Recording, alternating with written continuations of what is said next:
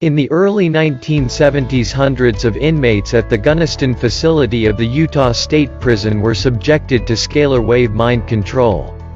Inmates tried unsuccessfully to fight back in court. The University of Utah researched at that time how scalar waves could induce the mind into hearing voices, overriding and implanting thoughts into the mind, as well as reading the thoughts. They also developed eye implants.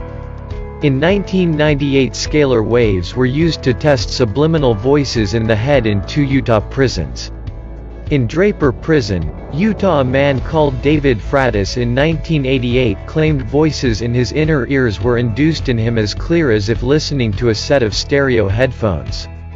The mind control victims of US Gov implants are also subjected to artificial voices in the head, which are sent on scalar beam by satellite and in the HARP transmitters and relayed to the Gwen towers placed approximately every 200 miles across USA.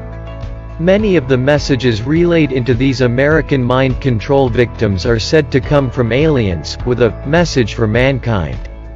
These alien messages were first given to the prisoners in Utah, and they all got the same messages. The Russians, having a head start on decoding the brain, can send subliminal messages by satellite over whole countries in their own languages, in scalar waves so subtle that the victims think they are their own thoughts occurring. They could make people think God is speaking to them, and can also give a people suicidal thoughts. There is a suicide wavelength. The Russians and Israelis have been said to do this on mind-controlled data websites. As well, the Americans have been using these subliminals to give voices in the head messages, which includes to those with CIA or military-controlled implants that are supposedly from aliens, or the Holy Spirit, to say e.g. the second coming will be here soon, or Earth needs to be evacuated and the person has been chosen. Only certain people can pick this up according to whether they have implants, which relay messages into the head, or if they are natural telepathics. The mineral selenium, when ingested beyond normal levels, is said to increase the capacity to hear voices in the head. Though certain races have a higher hearing threshold and are able to pick up synthetic telepathy sent through the atmosphere more than others. Russia's scalar transmitters are called woodpeckers because of the woodpecker-type tapping transmissions detected from them on the radio band.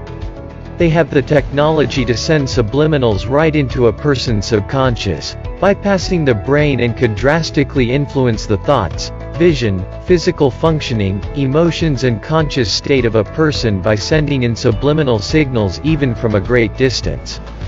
In the late 1960s, the Soviets broke the genetic code of the human brain.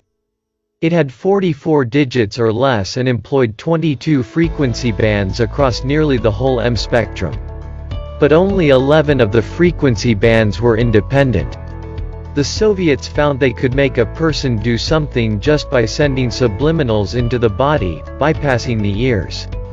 Up to 16 of the Russian woodpecker scalar transmitters have been observed to carry a common phase-lock 10 Hz modulation. 10 Hz is used to put people into a hypnotic state. The Russians can manipulate the moods of everyone in a 75-mile radius, with a circularly polarized antenna, and people's bodies have been shown to pick up the new mode of expression. Even sleep frequency will make everyone tired and fall asleep.